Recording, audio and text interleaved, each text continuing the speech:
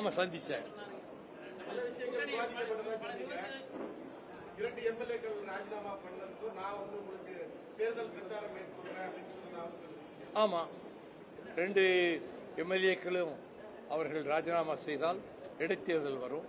அப்படி ஒரு இடைத்தேர்தல் வந்தால் நானே உங்களுக்கு ஆதரவாக பிரச்சாரம் செய்வேன் அவர் சொன்னார். ஆனால் அந்த 2 பேர்கிட்ட சொன்னபோது செந்தில் செல்வன் பதிலே சொல்லலை. அவர் நேராக திமுக தான் இருக்க போறேன்னு போயிட்டாரு. ராஜேந்திரன் நான் மதிமுகவா தான் இருக்கிறேன், ஆனா எம்எல்ஏவா தொடர்றேன்னு சொல்லியிருக்காரு.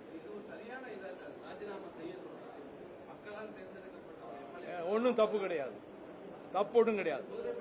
குதிரை பேரம் யார் பண்றா? குதிரை பேரம் நடத்துகிற கட்சி எது? குதிரை பேரம் நடத்தித்தான் இப்ப ஒரு எம்எல்ஏ கொண்டு போயிருக்காங்களா அவங்க? அது குதிரை பேரமா ஒட்டக பேரமா? குதிரை பேரமா ஒட்டக பேரமா? அதுக்கு பதில் சொல்லுங்க. என் கேள்விக்கு பதில் சொல்லுங்க. தோழர், நீங்க கேள்வி கேட்ட நான் கேட்கிற கேள்விக்கு பதில் சொல்லுங்க. இந்த ஒரு செந்தில் செல்வனை கொண்டு போயிருக்காங்களே, இது குதிரை பேரமா ஒட்டக பேரமா? இல்லை, நீங்க இது குதிரை பேரமா ஒட்டக பேரமா? அவங்க கட்சியில சேர்த்தது சேர்க்கிறதா தான் இவர் சொல்றாரு நாங்க சேர்ந்துட்டோம்னு சொல்லி. அது நீங்க திமுகவுக்கு வக்காலத்து வாங்கினதுக்காக கேட்கிற கேள்விக்கெல்லாம் நான் பதில் சொல்ல முடியாது. அதற்கெல்லாம் நான் பதில் சொல்ல தயாராக இல்லை. இல்ல இல்ல, நான் பதில் சொல்ல வேண்டிய அவசியம் இல்லை. உங்களுக்கு நான் பதில் சொல்ல வேண்டிய அவசியம் இல்லை. இல்லை, நீங்க என்ன நோக்கத்தோட கேட்கறீங்கன்னு தெரியும்.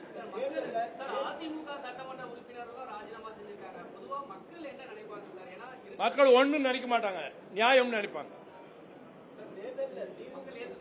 ஏத்துக்கிடுவாங்க.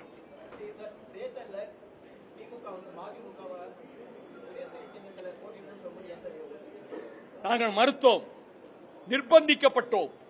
மற்ற கட்சிகளுக்கெல்லாம் அந்த நிர்பந்தம் இல்லை. எங்களை நாங்க வெளியேறினா எங்க மேல என்ன பழி வேணா போடலாம், அந்த நிலைமையில வச்சுக்கிட்டு எங்களை நிர்பந்திச்சாங்க. ஒரு சீட்டுன்னு சொல்லிட்டு அதுலயும் கூட சூரியன்ல தான் நிக்கணும்னு நிர்பந்திச்சாங்க. அது என்ன ஆரோக்கியமான அரசியல்? எதுக்காக நிர்பந்திக்கணும்? மற்ற கட்சிகள் எல்லாம் நிர்பந்திக்கலையே. சிறுத்தைகள் அவங்க சின்னத்தில் போட்டி போட்டாங்க, முஸ்லீமுக்கு அவங்க சின்னத்தில் போட்டி போட்டாங்க, கம்யூனிஸ்டுகள் போட்டி போட்டாங்க. எங்களை மட்டும் நாங்க ஏதாவது தனி சின்னத்தில் நிக்கிறோம்னு சொன்னதை ஏற்றுக்கிடவே இல்லையே. நிர்பந்தம் தானே கொடுத்தாங்க. அப்படிப்பட்ட சூழ்நிலையிலே நாங்கள் ஏதாவது வெளியேறி இருந்தால், நாங்கள் விலக நேர்ந்திருந்தால், வைகோவுக்கு இதே வேலைன்னு சொல்லி என் மேல பாய்கிறதுக்கு ஊடகங்களும் பத்திரிகைகளும் தயாரா காத்துக்கிட்டு இருக்காங்க. ஆமா, அதனால அதுக்கு இடம் கொடுக்க வேண்டாம்னு அமைதியா இருந்தேன். அது எதுக்கு அஞ்சாதவர்? மரணத்துக்கு அஞ்சாதவர், அவ்வளவுதான். அவச்சொல்லுக்கு அஞ்சுகிறவன், படிச்சொல்லுக்கு அஞ்சுகிறவன்.